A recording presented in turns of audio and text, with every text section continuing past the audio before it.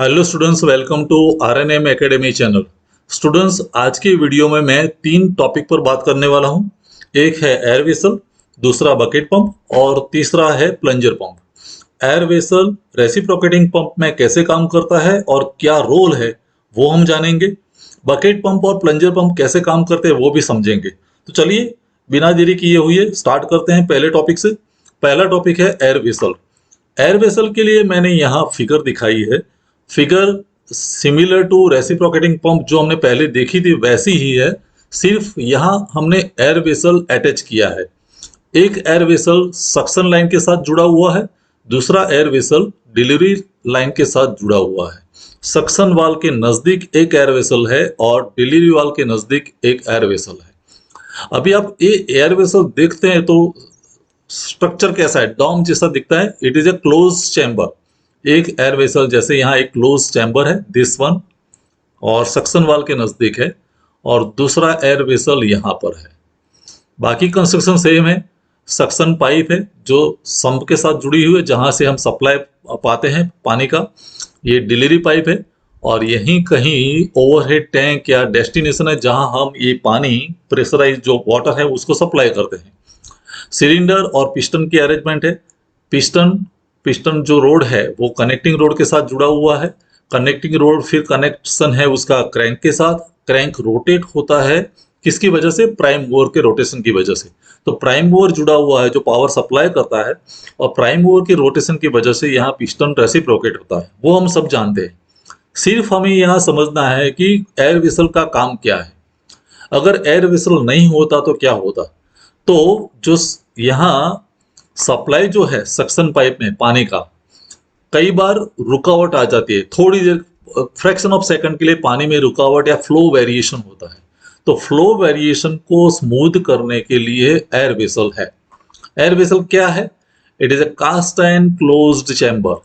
यहाँ मैंने लिखा है एयर वेसल कास्ट आयन में से बना हुआ क्लोज चैम्बर है, और वहां 2 कंपार्टमेंट है। अपर पार्ट में कॉम्प्रेस्ड एयर है जो वैकेंट दिखता है वो, और लोअर पार्ट में वहां पानी भरा हुआ है। तो upper portion is filled with the compressed air and bottom portion is filled with water. और ये जो वाटर है दोनों में, वो इन आउट होता रहता है पाइप के साथ। तो जब जरूरत पड़ी तो बाहर निकलेगा, जब जरूरत पड़ी तो अंदर जाएगा। अंदर जाएगा तो कॉम्प्रेस्ड एयर की स्पेस वो वाटर ऑक्यूपाई कर लेगा, और फिर जरूरत पड़ी तो वो सप्लाई करेगा। तो फ्लक्चुएशंस नॉर्मल होते हैं। जब भी कहीं रुकावट आती है तो पानी का एक्सेस सप्लाई यहाँ से आता है सक्शन पाइप में, और फिर जरूरत नहीं है तो वो सप्लाई यहाँ वापस चला जाता है वाटर में। वैसे डिलीवरी पाइप में भी होता है। तो इसकी वजह से हमें यूनिफॉर्म एंड कंटिन्यूअस फ्लो मिलता है पंप में। इसका ये एयर वेसल का फंक्शन एयर वेसल और पंप के बीच है, बाहर की लेन देन में कोई इसका रोल नहीं है। बाहर सिर्फ एक एयर वेसल जो मैं कहूँ तो बैंक की तरह काम करता है। जब भी एक्सेस मनी है तो हम डिपॉजिट करते हैं, जरूरत पड़ती है तो वो हम वहां से लेते हैं। तो वैसे यहाँ सप्लाई स्मूथ रखने के लिए, जैसे हम अपने बिजनेस में जो मनी का जो फ्लो है वो यूनिफॉर्म रखने के लिए, कई बार ज्यादा मनी आते हैं, कई बार बिजनेस में जरूरत पड़ती है, तो हमारी जो नॉर्मल बिजनेस की लेन देन है वो में कहीं रुकावट नहीं आनी चाहिए। वैसे ही यहाँ सप्लाई और डिलीवरी लाइन में कहीं रुकावट नहीं आनी चाहिए, कहीं फ्लक्चुएशंस नहीं होना चाहिए। तो उसकी वजह से हम एयर वेसल प्रोवाइड करते हैं, और एयर वेसल की वजह से हमें यूनिफॉर्म एंड कंटिन्यूअस फ्लो मिलता है। ये बात क्लियर हो गई। इसकी वजह से हमारा पावर कंजप्शन भी रिड्यूस होता है। क्यों रिड्यूस होता है वो मैं एक्सप्लेन कर दूं। अगर एयर वेसल नहीं होता तो फ्लक्चुएशन की वजह से शॉक्स जनरेट होते हैं पंप में, और शॉक ये नेगेटिव फैक्टर है पंप के लिए, और उसको ओवरकम करने के लिए पावर ज्यादा चाहिए पंप को, और उसकी वजह से पंप पावर कंजप्शन ज्यादा करता है। अगर एयर वेसल प्रोवाइड किया है तो पावर कंजप्शन में रिडक्शन हो सकता है। Even pump can run at higher speed without cavitation and separation. Pump हम हायर स्पीड पर भी चला सकते हैं, कोई कैविटेशन का सेपरेशन का कोई प्रॉब्लम नहीं होता है। शॉक रिडक्शन होता है, शॉक कई मात्रा में हम रिड्यूस कर सकते हैं। तो ये सब पॉजिटिव साइड से एयर वेसल की, और उसके लिए हम ये एयर वेसल प्रोवाइड करते हैं।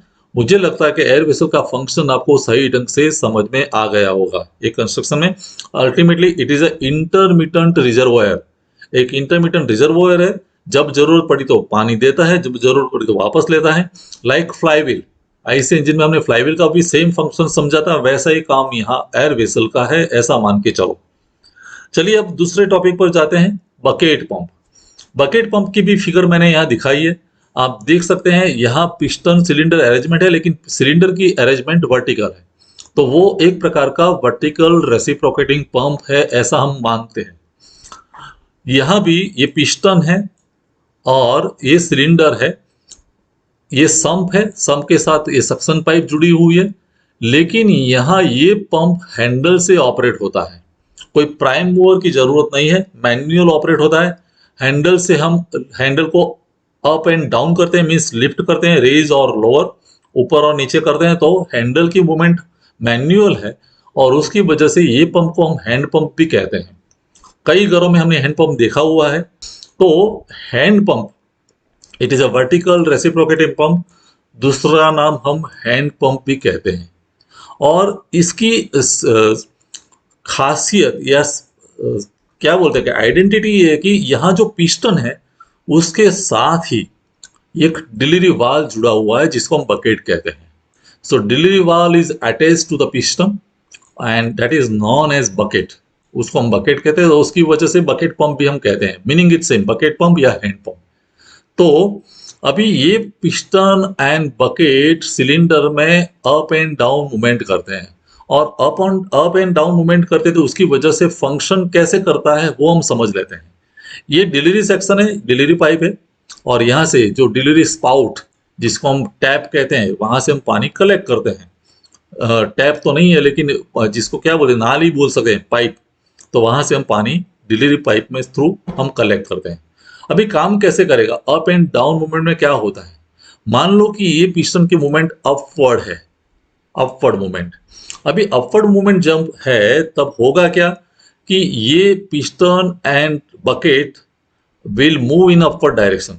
जैसे अपवर्ड डायरेक्शन में मूव हुआ, आप देख सकते हैं, तो ये नीचे वाला जो पोर्शन है वहां वॉल्यूम बढ़ेगा, और वॉल्यूम बढ़ेगा तो प्रेशर कम होगा, प्रेशर डिफरेंस जनरेट होगा, और हमें पता है कि प्रेशर डिफरेंस होगा तो संप में से पानी यहाँ एंटर होगा लोअर पोर्शन में, क्योंकि ये पिस्टन की वजह से या बकेट की वजह से दो कंपार्टमेंट है सिलेंडर के, upper part and lower part, ये याद रखना है। अभी लोअर पार्ट में पानी एंटर होगा, सक्शन होगा, तो ये सक्शन प्रोसेस हो गई। और दूसरा पार्ट, यहाँ जो पानी इकट्ठा हुआ है कैसे होता है वो मैं समझाता हूँ। जो पानी यहाँ कलेक्शन में है अपर पार्ट में, वो एक धक्के से ये डिलीवरी पाइप से बाहर निकलेगा, तो वो डिलीवरी हो गया। तो एक ही साथ दो स्ट्रोक होते हैं, सक्शन एंड डिलीवरी, ये क्लियर होना चाहिए। नीचे वाले पार्ट में सक्शन होता है, ऊपर वाले पार्ट में डिलीवरी होती है। स्पाइट डिलीवरी जो स्पाउट है वहां से हम पानी बाहर निकलता है, क्योंकि यहाँ प्रेशर बढ़ेगा तो फोर्स की वजह से ये पानी बाहर निकलेगा। तो एक ही साथ दो प्रोसेस होती है एक ही मूवमेंट में, अपवर्ड मूवमेंट में ये दोनों टाइप होते हैं, क्योंकि सक्शन वाल्व ओपन होता है और उसकी वजह से यहाँ सक्शन होगा और यहाँ डिलीवरी होगा। अभी डाउनवर्ड मूवमेंट में क्या होता है, जब भी पिस्टन डाउनवर्ड मूवमेंट करता है नीचे की साइड, तो सबसे पहले ये सक्शन वाल्व बंद हो जाएगा और यहाँ वॉल्यूम भी कम होगा। सक्शन वाल्व बंद हुआ तो यहाँ जो पानी इकट्ठा हुआ है वो पानी, वो लिक्विड यहाँ बकेट के जरिए अपर पोर्शन में पहुंच जाएगा। तो the water transfers from lower portion of the cylinder to the upper portion of the cylinder in the downward movement of the piston, तो ये जगह पहुंच जाएगा। डिलीवरी कहीं नहीं होने वाली, क्योंकि पिस्टन की मूवमेंट डाउनवर्ड है, तो यहाँ डिलीवरी भी नहीं होगी। यहाँ सक्शन वाल्व बंद है तो सक्शन भी नहीं होगा। So neither suction nor delivery take place, only the transfer of water from lower portion of the cylinder to the upper portion of the cylinder happens। तो ये बात आपको याद रखनी है। तो फंक्शन मैंने यहाँ दिखाया, वैसे raising and lowering of the handle will produce piston movement. Upward movement में दो प्रोसेस होती है, सक्शन प्लस डिलीवरी, लेकिन डाउनवर्ड मूवमेंट में एक भी प्रोसेस नहीं होती है। सक्शन वाल्व क्लोज होता है, बकेट वाल्व ओपन होता है, तो यहाँ से ट्रांसफर होके ये पोर्शन में पानी आता है और फिर नया स्ट्रोक चालू होगा अपवर्ड मूवमेंट में, तो फिर सक्शन और डिलीवरी एक साथ होगी, तो इस प्रकार से बकेट पंप काम करता है। तो बकेट पंप के बारे में आपको इतना याद रखना है, प्राइम मूवर की जरूरत नहीं है, मैन्युअली हम ऑपरेट करते हैं। अपवर्ड मूवमेंट में लोअर पोर्शन में पानी आता है, सक्शन होता है, अपवर्ड पोर्शन में से डिलीवरी होती है। और जैसे पिस्टन की मूवमेंट डाउनवर्ड हुई तो सक्शन तो नहीं होता है, लेकिन लोअर पोर्शन में जो पानी है that is transfer to the upper portion. ये बात आप याद रखेंगे। तो ये बकेट पंप का फंक्शन एंड कंस्ट्रक्शन हमने समझ लिया। अभी लास्ट टॉपिक जो है वो प्लंजर पंप है। प्लंजर पंप की भी आप फिगर देखें तो it is similar to reciprocating pump. Suction valve है, सक्शन पाइप है, यहाँ सम्प है, ये डिलीवरी पाइप है, डिलीवरी वाल है, पिस्टन सिलेंडर अरेंजमेंट है, लेकिन यहाँ पिस्टन की जगह प्लंजर है। The piston is replaced by plunger. और पिस्टन और प्लंजर में फर्क क्या है वो भी समझ लीजिए। पिस्टन की लेंथ शॉर्ट होती है, डायमीटर ज्यादा होता है, मीन्स डायमीटर और लेंथ का जो रेशियो हम कहते हैं L/D, तो L/D रेशियो पर डिपेंडेंट है। प्लंजर में लेंथ ज्यादा है compare to diameter, means diameter छोटा है। तो लेंथ अगर पिस्टन की कम है तो हमें पता है कि पिस्टन की जितनी लेंथ है उसके अनुसार हमें स्ट्रोक लेंथ मिलती है from inner dead centre to outer dead centre.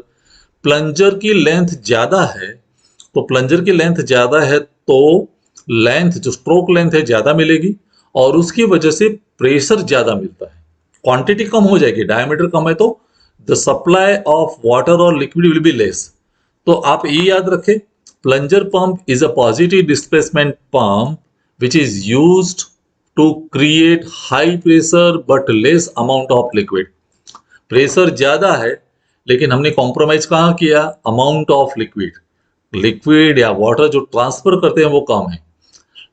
Like हमने देखा डीजल इंजन में फ्यूल इंजेक्टर, तो फ्यूल इंजेक्टर में फ्यूल जो इंजेक्ट होता है उसकी क्वांटिटी कम है, but we require fuel at higher pressure, तो हायर प्रेशर की जरूरत है। जैसे हम इंजेक्शन लेते हैं मेडिसिन में, तो वहां अमाउंट कम है but the pressure is high, and in such cases plunger pump is used. Here piston is replaced by plunger, मैंने वो दिखाया है। पिस्टन लेंथ में शॉर्ट है, प्लंजर लेंथ में ज्यादा लॉन्ग है, मीन्स डायमीटर कम है but length is more, and that's why higher pressure is generated in plunger pump. And remaining working is similar to the reciprocating pump. Working में कोई बदलाव नहीं है, सेम जैसे वो पंप काम करता है वैसे करता है। जैसे पंप ये डेड सेंटर से मीन्स राइट साइड घूमेगा तो सक्शन होगा, सक्शन वाल ओपन होगा और सक्शन होगा, और फिर राइट टू लेफ्ट जाएगा तो डिलीवरी होगी और डिलीवरी पाइप से बाहर निकलेगा लिक्विड। तो plunger pump is used to create high pressure but less amount of liquid. Piston is absent but plunger is present. Plunger means longer length and diameter is small. तो इस प्रकार से ये plunger pump काम करता है। Remaining working is same. So students, I hope तीनों topic आपको सही ढंग से समझ में आए होंगे। पहला था एयर वेसल जो रिजर्वॉयर की तरह काम करता है। दूसरा है बकेट पंप जहां प्राइम मूवर नहीं है, हैंड से हम ऑपरेट करते हैं, अप एंड डाउन मूवमेंट, दोनों मूवमेंट हमने समझ ली। और plunger pump to create high pressure but less amount of liquid. तो तीनों टॉपिक की आप खुद की एक नोट बना दीजिए। कोई डाउट क्वेरी है तो मुझे कमेंट सेक्शन में जरूर बताइए। नेक्स्ट वीडियो में कोई नए टॉपिक के साथ मैं फिर आऊंगा। Thank you for watching, thank you very much. अगर आपको ये वीडियो पसंद आया है और आप मेरे चैनल पर नए हैं तो प्लीज मेरे चैनल को लाइक कीजिए, शेयर कीजिए और सब्सक्राइब जरूर कीजिए। Thank you very much.